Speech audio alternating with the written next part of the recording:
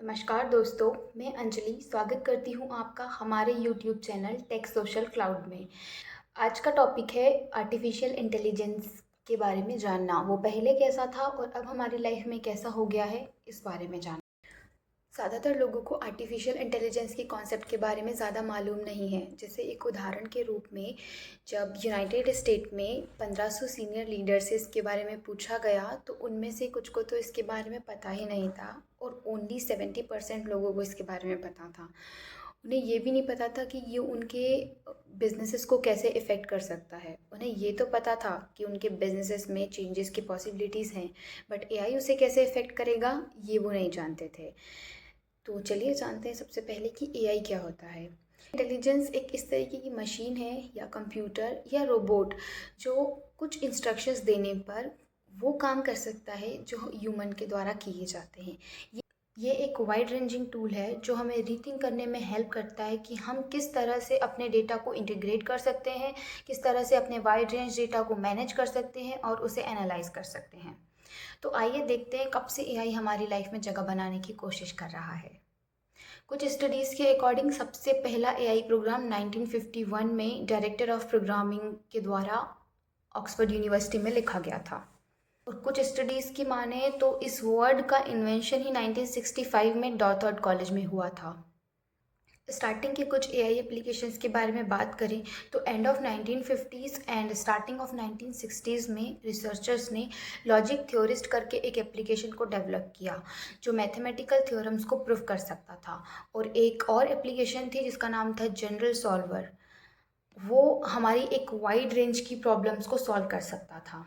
1974 से 1980 के दशक के बीच एआई की प्रोग्रेस काफ़ी स्लो हो गई थी क्योंकि गवर्नमेंट ने एआई के लिए या यूँ कहे टेक्नोलॉजी के लिए अपनी फंडिंग स्टॉप कर दी थी। हालांकि 1980 के बाद फंडिंग वापस शुरू हो गई। ऐसा इसलिए हुआ क्योंकि जापानीज़ टेक्नोलॉजी में बहुत एडवांस हो रहे थे और उन खैर इस टॉपिक पर हम किसी और वीडियो में बात करेंगे। Let's back to our topic. 1980 से 1990 के दशक में रिसर्चर्स ने न्यूरल नेटवर्क्स डेवलप किए जिनका स्ट्रक्चर बिल्कुल ह्यूमन के स्ट्रक्चर की तरह था।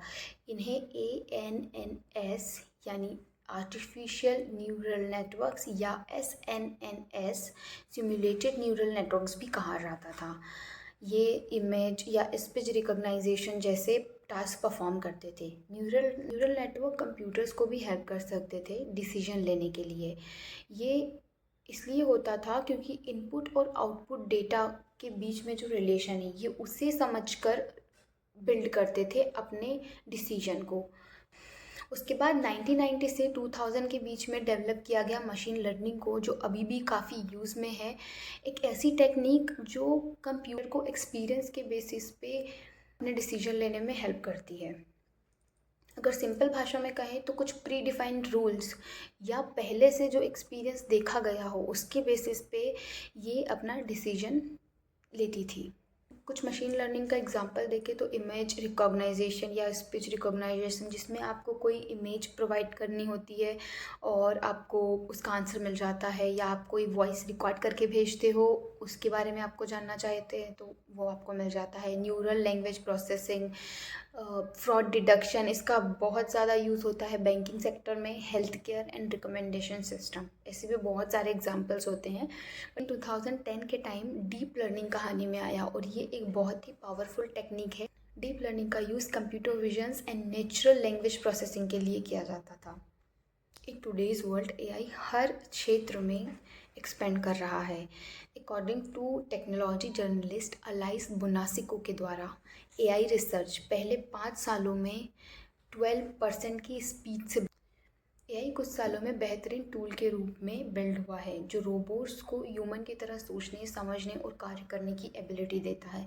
इसके अलावा एआई ने डिफरेंट आईटी फॉर्म्स को भी फैसिलिटी प्रोवाइड की है, जैसे managing data, handling repetitive task etcetera. Open AI एक आर्टिफिशियल इंटेलिजेंस ऑर्गेनाइजेशन है जो 2015 में एक ग्रुप में फाउंड किया था जिसमें Elon Musk, Sam Altman, Greg Brockman और डिफरेंट मेंबर्स इंक्लूड थे।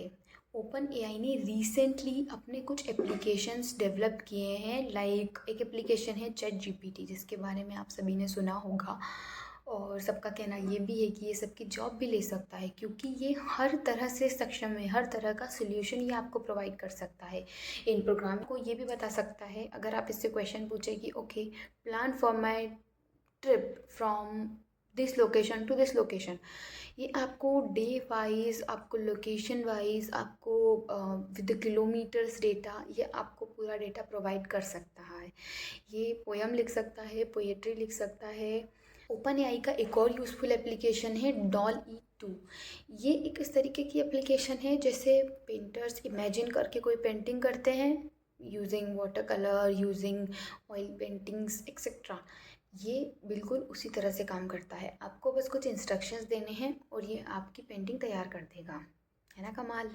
इन मॉडर्न वर्ल्ड हम एआई से सराउंडेड है।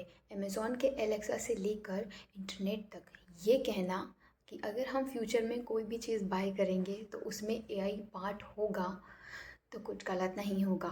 अब तो सेल्फ ड्राइविंग कार भी मार्केट में आ गई है और ये बहुत अच्छा बेहतरीन एग्जांपल है एआई का।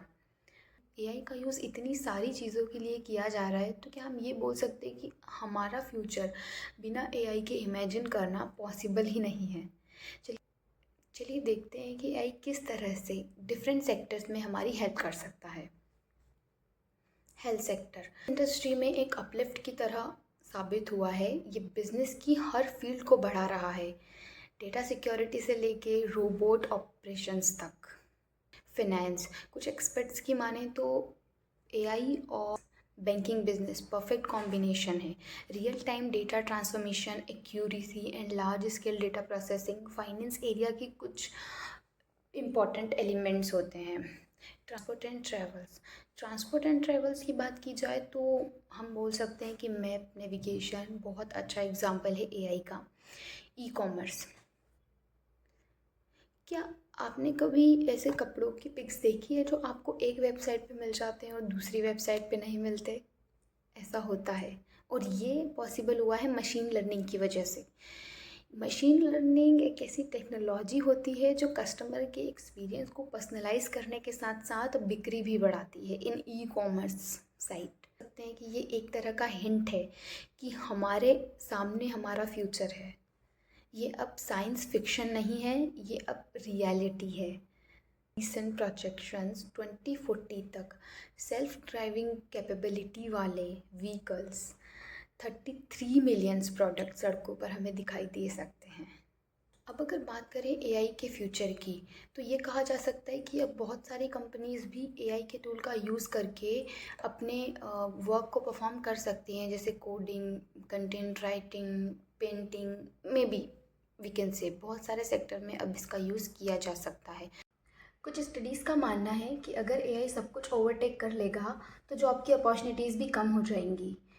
लेकिन क्या आपको याद है जब कंप्यूटर्स आए थे तब भी ऐसा ही कुछ प्रेडिक्ट किया गया था, लेकिन उसके बाद जॉब की अपॉर्चुनिटीज़ काफ़ी हद तक बढ़ गई थी। तो क्या ये कहा जा सकता है कि अगर हम टाइम और टेक्नोलॉजी के साथ अपडेट रहें तो एआई हमारी उतनी ही मदद करेगा जितना कंप्यूटर और मोबाइल ने किया, या ये हमें उतनी ही ज़्यादा जॉब अपॉर्चुनिटीज़ भी प्रोवाइड कर सकता है? आपको क्या लगता है? अपनी राय कमेंट में बताएं और वीडियो इन्फॉर्मेटिव लगा हो तो लाइक, शेयर, सब्सक्राइब करें। Thank you.